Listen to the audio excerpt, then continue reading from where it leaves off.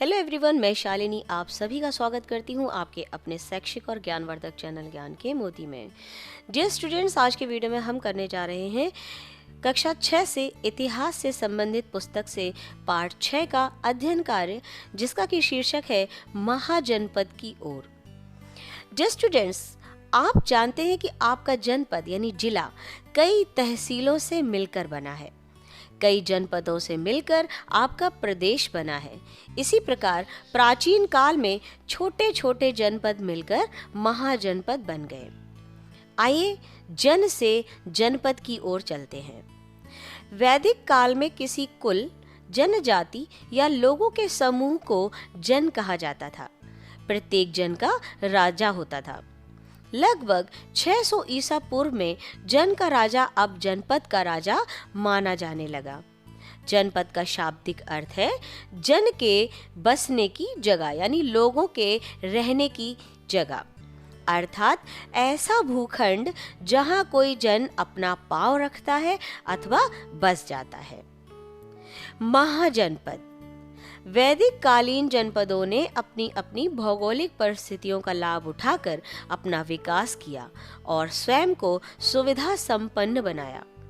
प्रकृति से प्राप्त संसाधनों जैसे हाथी, लोहा आदि को अपनी सामरिक शक्ति बढ़ाने एवं उपकरण आदि का निर्माण करने में प्रयोग किया।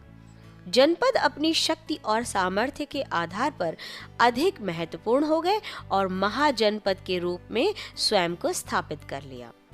बौद्ध पुस्तक अंगुत्तर निकाय में 16 महाजनपदों का उल्लेख मिलता है, जिनमें 2 प्रकार के राज्य थे। इन महाजनपदों में 14 में राजतंत्र तथा 2 में गणतंत्र था। राजतंत्र क्या होता है? इनमें राज्य का अध्यक्ष राजा होता था। इस प्रकार के राज्यों का विवरण अग्रलिखित है। महाजनपद वर्तमान में उनकी स्थिति आप देख सकते हैं।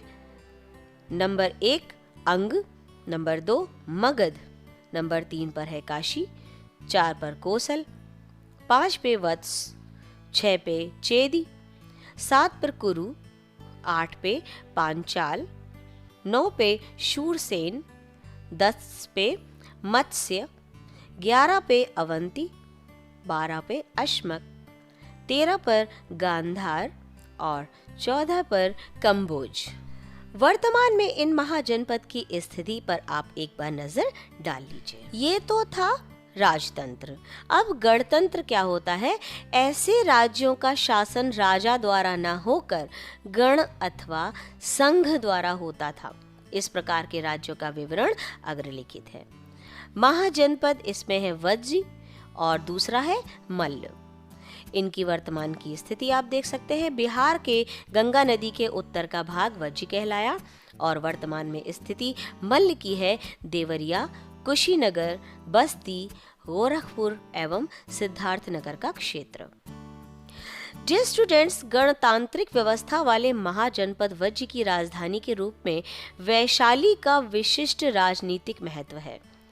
यह संपूर्ण वज्जी परिसंघ का मुख्यालय था। इन 16 महाजनपदों में मगध, कोसल, वत्स एवं अवंती अत्यंत शक्तिशाली थे। अतः ये प्रमुख महाजनपद कहलाए। इनमें भी मगध और अवंती ज्यादा महत्वपूर्ण सिद्ध हुए। प्रशासन, समाज और लोगों के जीवन में बदलाव। आइए चर्चा करते हैं। महाजनपद काल में राजा की शक्ति बढ़ गई थी।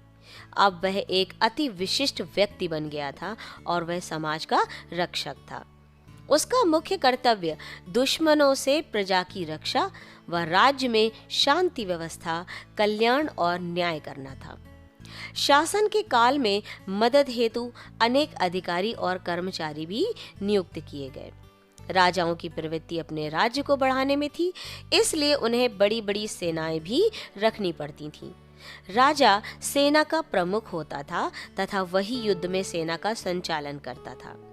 राज्य की आय के लिए प्रजा से कर वसूला जाता था, यानी टैक्स लिया जाता था। व्यापार के द्वारा भी आय प्राप्त होती थी। इस समय वस्तुओं की खरीद एवं बिक्री रुपए पैसे द्वारा होने लगी थी। बड़ी बड़ी सड़कों से व्यापार में काफ़ी वृद्धि होने लगी थी। ईरान, मध्य एशिया और दक्षिण पूर्व एशिया से व्यापारी भारत आते थे। शिल्पकार और व्यापारियों ने व्यापार के विकास के लिए समूह और संगठन भी बनाए। फिर बने शहर। इस युग में पहले की अपेक्षा एक और बड़ा बदलाव देखने को मिलता है। वह था शहरों का विकास। इन शहरों का विकास प्रायः शिल्प केंद्रों, व्यापारिक केंद्रों और राजधानियों के आसपास हुआ। प्रारंभ में कुछ गांव ऐसे थे जिनमें शिल्प कार्य अधिक विकसित अवस्था में था। धीरे धीरे ये कुशल शिल्पी एक स्थान पर एकत्र होने लगे और ये स्थान गांव एवं शहर के रूप में बदलते गए। इन कुशल शिल्पियों ने एक स्थान पर रहकर काम करना इसलिए पसंद किया क्योंकि इन्हें कच्चा माल प्राप्त करने और तैयार की हुई चीजों को बेचने में अधिक सुविधा होती थी। विभिन्न व्यवसायों को पुत्र अपने पिता से सीखता और व्यवसाय करता था। विभिन्न प्रकार के शिल्प कार्य करने वालों के अलग अलग वर्ग बन गए, यानी ग्रुप बन गए। धीरे धीरे इनका कार्य वंशानुगत हो गया और समाज में अधिक जटिलता एवं कठोरता व्याप्त हो गई। वे कौन सी विशेषताएं हैं जो शहरों में होती है किंतु गांव में नहीं होती, आप आपस में चर्चा कीजिए। मगध साम्राज्य। इन छोटे छोटे राज्यों में एकता का अभाव था, यानी एकता नहीं थी। एक राज्य दूसरे राज्य से अधिक शक्तिशाली बनना चाहता था। इस कारण इनमें आपस में संघर्ष होता रहता था। बड़े राज्य छोटे राज्यों को हड़पते चले गए, बिल्कुल वैसे ही जैसे बड़ी मछली छोटी मछली को निगल जाती है। वे अपना राज्य क्षेत्र तथा प्रभाव बढ़ाने के लिए कई तरीके अपनाते थे, जैसे दूसरे राज्यों से मित्रता करना, शादी से रिश्ते बनाना, संधि करना या फिर सीधे आक्रमण करना। इस प्रकार एक राज्य दूसरे राज्यों में मिलते चले गए। अंत में मगध सबसे शक्तिशाली साम्राज्य हो गया। साम्राज्य का क्या अर्थ होता है? जब राजा अपने राज्य की सीमा का अत्यधिक विस्तार कर लेते हैं तो उनके राज्य को साम्राज्य कहा जाता है। 6ठी शताब्दी ईसा पूर्व से नंदों के साम्राज्य की स्थापना एक मगध में क्रमशः 3 राजवंशों का शासन हुआ: हर्यक वंश, शिशुनाग वंश एवं नंद वंश। इनका शासन काल लगभग 220 वर्षों तक रहा। धननंद नंद वंश का अंतिम शासक था, जिसके शासनकाल में सिकंदर का भारत पर आक्रमण हुआ था। मगध साम्राज्य के शासकों ने अपने साम्राज्य के और अधिक विस्तार की नीति अपनाई। उनके पास एक विशाल सेना थी, जिसमें हजारों घुड़सवार और हाथी भी थे। यही कारण है कि मगध राज्य एक विशाल साम्राज्य बन सका। सिकंदर और पुरु में युद्ध। आइए देखते हैं। तक्षशिला के राजा आम्भी ने सिकंदर को भारत पर आक्रमण करने का आमंत्रण दिया। पुरु का राज्य झेलम और रावी नदियों के बीच में था। सिकंदर से युद्ध की खबर सुनकर पुरु ने अपनी सेना को भी युद्ध के लिए तैयार कर लिया। पुरु का कहना था, मैं सिकंदर को अपने क्षेत्र का एक भी टुकड़ा जीतने नहीं दूंगा। सिकंदर और पुरु की सेना में भयंकर युद्ध हुआ।